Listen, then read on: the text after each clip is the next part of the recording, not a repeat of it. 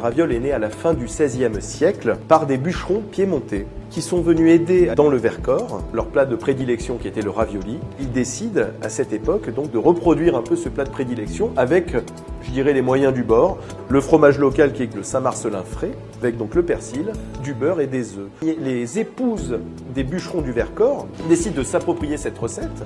Ces cuisinières se déplaçaient à l'époque de village en village, fabriquaient à la main les ravioles et les faisaient déguster, toujours dans un cadre festif, comme par exemple les mariages, baptêmes, communions.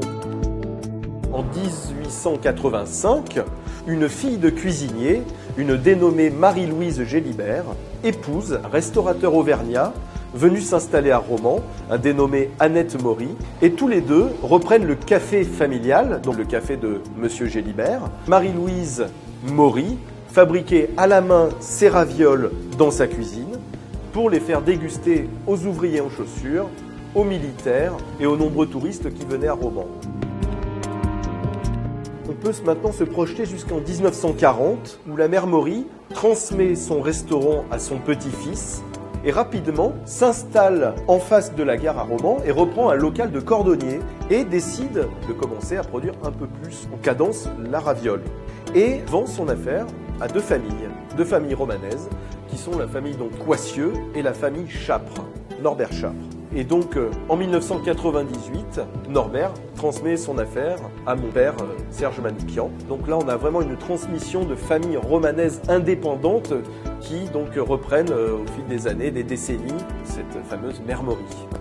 Nous avons repris un laboratoire pour en faire une fabrique de 1500 m² où nous sommes aujourd'hui, donc depuis 2000. Donc on a modernisé l'outil, notamment avec des laminoirs automatiques. On a également, par exemple, intégré des raviolatrices avec des moules qui sont beaucoup plus réguliers. On a intégré des peseuses qui pèsent vraiment au gramme près. Plein de petits outils qui apportent, on va dire, du confort pour l'utilisation, pour la production de la raviole, mais en apportant également ce confort, s'associe la qualité du produit. C'est-à-dire que nous, aujourd'hui, on a notre ADN chez la mère Maury, c'est l'innovation, mais c'est également la qualité.